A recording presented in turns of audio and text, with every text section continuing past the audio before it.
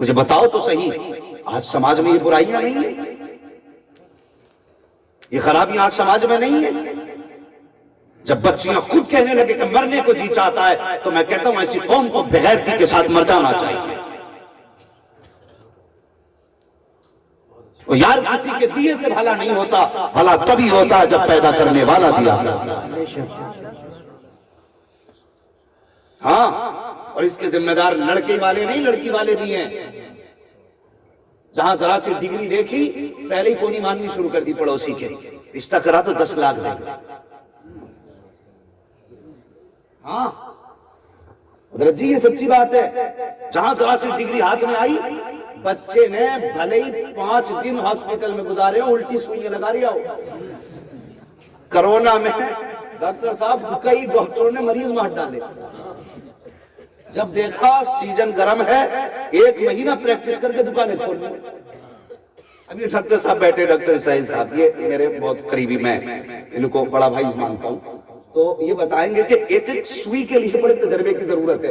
بندے دے گھوپم گام، کسی کا کندھا پک گیا، کسی کا کولا پک گیا، لے دھڑا دھڑ چل رہی ہے۔ یہ مزاج ہے ہمارے، اور جب دیکھا اللہ سوئی سنبھال لیا تو کہہ رہا 5 لاکھ دینا تو لڑکی کرا دو، اور پھر کہہ رہے زمانہ خراب آ گیا۔ یہ مزاج ہمارے۔ اور بھائی کہا کس نے تھا کہ MBBS کے گھر میں بیٹی دے؟ کہا کس نے کہا تھا تجھ سے کہ BUMS کے ہاتھ میں بیٹی کا ہاتھ دے؟ تجھے یہ دیکھنا ضروری نہ تھا کہ جو تیری بیٹی کا ہاتھ تھا میں وہ MBBS ہے کہ نہیں، وہ BUMS ہے کہ نہیں؟ دیکھنا یہ ضروری تھا جس کے ہاتھ میں تیری بیٹی کا ہاتھ جا رہا ہے وہ خدا کا خوف دل میں رکھتا ہے کہ نہیں، مصطفیٰ کا پیار سینے میں ہے کہ نہیں؟ مجھے بتا تو صحیح، جس کے سینے میں خدا کا خوف نہیں ہوگا وہ تیری بیٹی کا حق کیسے ادا کر سکتا ہے؟ میں دعوے کے ساتھ کہتا ہوں، جو وقت کی روٹی کمانے والا، مزدوری کر کے لانے والا، اگر خدا سے کرنے والا ہوگا، بھلے تیری بیٹی کو ہیرے چاندی کے جواہرات کے زیور نہ بنا سکے، خدا کی قسم سنت سے گھر سے درجے دے کے بھی نکال نہیں سکتا۔ سبحان اللہ، سبحان اللہ، زندہ باد، زندہ باد۔ ایسے رشتے تلاش کیوں نہیں کرتے؟ تمہاری بھی تو چونچیں اٹھی پڑی ہیں اوپر کو۔ داماد BUMS چاہیے، بے برابری کا دیکھ، بیٹی کے ہاتھ پیلے کر دے۔ اسی تلاش کے چکر میں بیٹیوں کے بال سفید ہو گئے کہ دماغ ٹکر کا نہیں مل گیا کہ گولی چلا گا، ٹکر کا نہ مل گیا، کیوں تو 7.5 فٹ کا ہے۔ خیال دیکھو لوگوں کے، وہ کیسے لوگ تھے، اللہ اکبر۔ ایک بزرگ مسجد میں بیٹھے ہوئے ایک جوان آیا، نماز پڑھی، پھر چلا گیا، پھر آیا، پھر نماز پڑھی۔ انہوں نے 5 وقت اس کو نماز پڑھتے دیکھا، 5 وقت نماز پڑھتے دیکھا اس نے، بزرگ نے، اور پھر کچھ نہ پوچھا۔ کہنے لگے بیٹے میری بیٹی ہے، اگر تو کہے تو تیرا نکاح اس کے ساتھ کر دو۔ تو وہ کہنے لگے حضرت تم نے کیا دیکھا؟ کہنے لگے تیرے دل میں رب کا پیار دیکھا۔ بس اس ادا پہ میں تجھے بیٹی دینا چاہتا ہوں۔ حضرت آپ میرے بارے میں جانتے نہیں، میں بڑا غریب ہوں، میں اگر صبح کھا لیتا ہوں تو شام کی فکر نہیں، شام کو کھا لیتا ہوں تو صبح کا پتہ نہیں ہے۔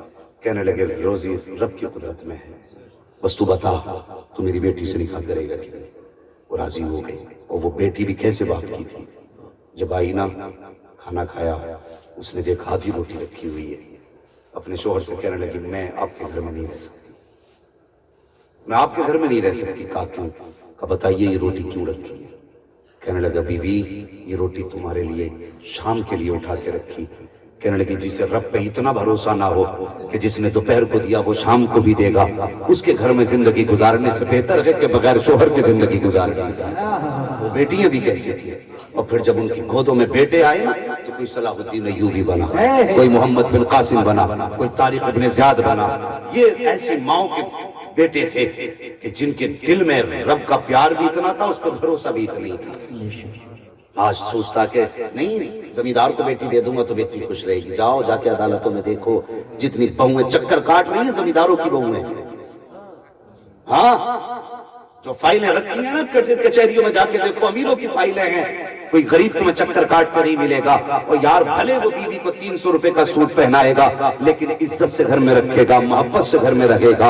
اللہ اکبر، خدا را ماحول بہتر کرو، آسمانوں پہ نہ اڑو بیٹیوں والو، اگر تمہارے ذرا سے دل سیت پہ ہیں تو پھر تم بھی نیچے منہ کر کے نہیں کھا رہے ہو، اور بیٹوں والوں کی تو پوچھو ہی مت، اللہ نے بیٹا دے دیا تو قارون شداد جیسی فکر لیے بیٹھا ہے، بس یہ چاہتا ہے اس کی جائیداد کو اپنے باپ، اس کے باپ سے اپنے نام کرا لو۔ اور خدا را امت پہ رحم کرو، حضور کی امت پہ پیار کرو، فرمایا گیا جو اللہ کے بندوں پہ رحم کرتا ہے اللہ اس پہ رحم فرمایا گیا۔ بے شک، سبحان اللہ سبحان اللہ۔ مزاج بدلیے اپنے، تو میں عرض کر رہا تھا ماحول دیکھیے، ہم نے بنیادی غلط رکھ دی، ہم نے پہلے ہی کہہ دیا کہ بھئی وہ چاہیے جس کی ناگن سی چال ہو، اب وہ آ گئی نا تو پھر وہ کاٹے گی۔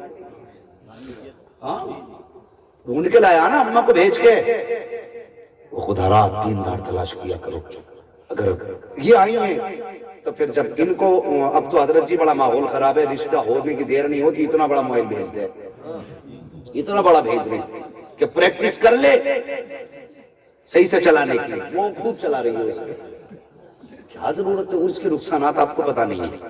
جوانوں ایک بات بتا دو تمہیں میں، اور بزرگوں تم بھی سنو، نکاح سے پہلے کبھی بچوں کو رشتے والے سے بات کرنے کی اجازت مت دینا، یہ بات سننا میری جوانوں، تم بھی سننا اس کا نقصانات، یہ مت سوچنا ہمارے ابا کو سمجھا کے گیا یہ بات ہی نہیں کرن دے گا ہماری، تم بھی اس کے نقصانات سمجھ لو، اگر غلط ہو تو میری بات واپس کر دینا، کبھی بات کرنے کی اجازت مت دینا۔ یہ جو ہمارے سماج میں ہے جی چچا میاں کہ ہم رشتے کے بعد 3 مہینے بعد باتیں کرتے ہیں، تو اس کے بیچ میں حالات اترتے چڑھتے رہتے ہیں، سمدھیوں میں انبن بھی ہو جاتی ہے۔ اب دیکھو دونوں طرف رشتہ داریاں، لڑکی لڑکے سے بات کر رہی ہے، لڑکا لڑکی سے بات کرتے کرتے اجنبیوں کے درمیان محبت بڑھ گئی، جب محبت اجنبیوں کے بیچ بڑھ جاتی ہے تو پھر نتیجہ کیا ہوتا ہے کہ اگر کسی وجہ سے سمدھیوں میں انبن ہو جائے، آج کل زیادہ چانسز رہتے ہیں، کبھی جہیز کی لسٹ کو لے کے، کبھی رسولے کے سائز کو لے کر کے، کبھی قورمے کو لے کر کے، کبھی سٹینڈنگ کو لے کر کے، آج جھگڑے کے بہت سارے آپشنز ہیں، کسی بھی بات کو لے کر ان کے ساتھ جھگڑا ہو سکتا ہے۔ ہاں اگر ان میں جھگڑا ہو گیا، وہ کہ نہیں میں بیٹے کی بارات نہیں لاؤں گا، وہ کہے گا میں تیرے بیٹے کو اپنے گھر کا داماد بنا ہی نہیں سکتا، تو پھر یہ جو تو بیچ کے ٹنگے رہ گئے۔ اب دو باتیں ہیں، یا تو آپ اپنے دل کے خلاف جائیے یا پھر اپنے ماں باپ کے خلاف جائیے، تو زیادہ تر جو ہوتا ہے بچے ماں باپ کے خلاف جاتے ہیں، اس سے تم بھی ذلیل، تمہارا معاشرہ بھی ذلیل، تمہاری نسل شرمندہ ہوں گی، اس لیے صرف اللہ پہ بھروسہ کرو اور یہ سوچ کر کے نکاح تک صبر کرو، جس میں رب راضی ہے اس میں اس کا بندہ راضی ہے۔ بے شک، سبحان اللہ۔ تو پہلے اتنا بڑا موبائل دے دیا، اب روکنے کا گناہ تیرا باپ بھی نہیں روک پائے گا، وہ جو 2 ٹائم کی پڑھ رہی تھی وہ بھی ختم، جو قرآن پڑھ لیتی تھی چھٹے جماعت سے کھول کے وہ بھی بند، اتنا بڑا موبائل ہی چلا رہی ہے۔ اب ہوا نکاح، گھر میں آئی، ابا نے LCD دے دی شاندار والی، لگ گئی، تو اب میں نے کہا تھا ہمارا مذہب اور ہمارا اسلام ہمیں یہ فکر دیتا ہے کہ بچوں کی پرورش ماں کے شکم سے ہوتی ہے۔